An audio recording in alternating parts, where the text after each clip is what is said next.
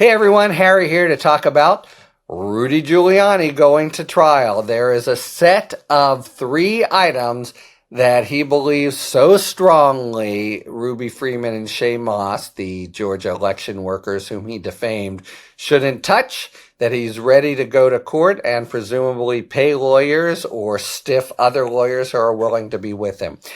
And these are the 3 World Series rings that he received from the Yankees, and that he says he gave to his son, Andrew. And therefore they don't belong to him in the first place. And obviously this is something that even down on his, I wouldn't call it luck really, having basically violated and ignored court order after court order and having no leg to stand on. This is one place where he wants to stand on the rings getting to his son. Okay, here's what he says.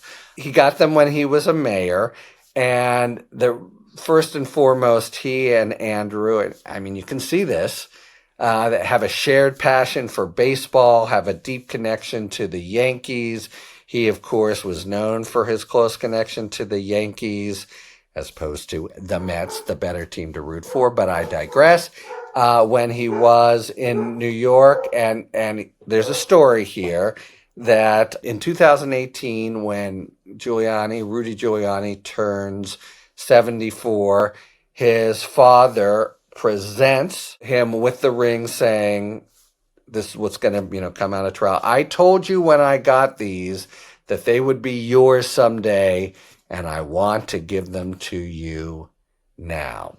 So that's going to be the argument, but it's going to get, I think, tricky in terms of proof. This is going to be served up to a jury.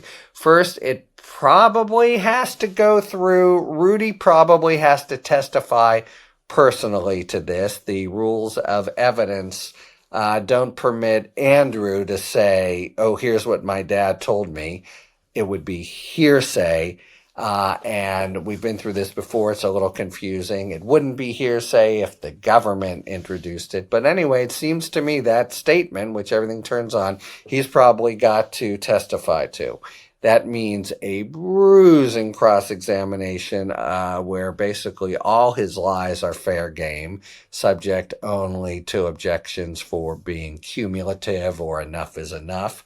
This, by the way, is in front of Judge Lewis Lyman, who's been generally presiding over the process of Giuliani's turning over assets to Moss and Freeman.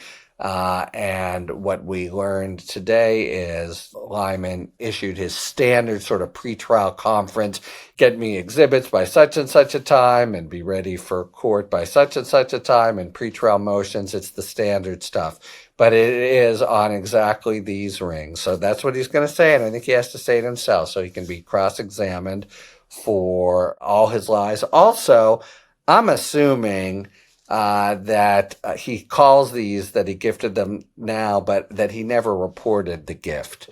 And gifts, you can only give so much money, and you have to report them. You can't just, oh, I gift you $100,000. There are limits to what rich parents can give or can give anyone. And that, I think, is why there's going to be a separate fight about valuation, because some say that these rings are worth as much as $130,000.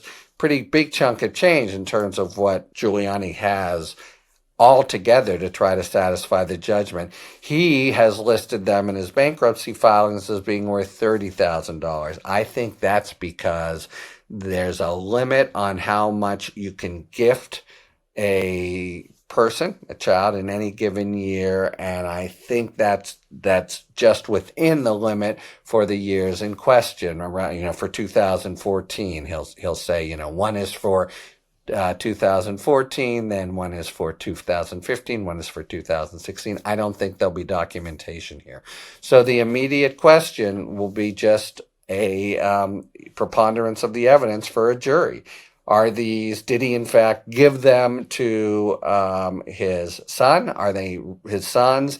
Maybe there's legal noncompliance or whatever, but if he gave them to him, says the jury, maybe they're out of bankruptcy, or maybe the fact that there isn't the right documentation, or they are worth more than that means for a jury, because this is why it would be germane. He's making it up now. He didn't actually, in this kind of formal way, gift those rings to his son. They are still his, and that means he needs now to turn them over as part of the whole reckoning process that is really getting to the nub of it with Judge Lyman. He will have to turn it over. So it should be a fast trial. It's on the 16th. We'll see if it actually happens. But it's, a jury can just call it as it sees it. 51%. Who's telling the truth? Did Rudy really give them to Andrew?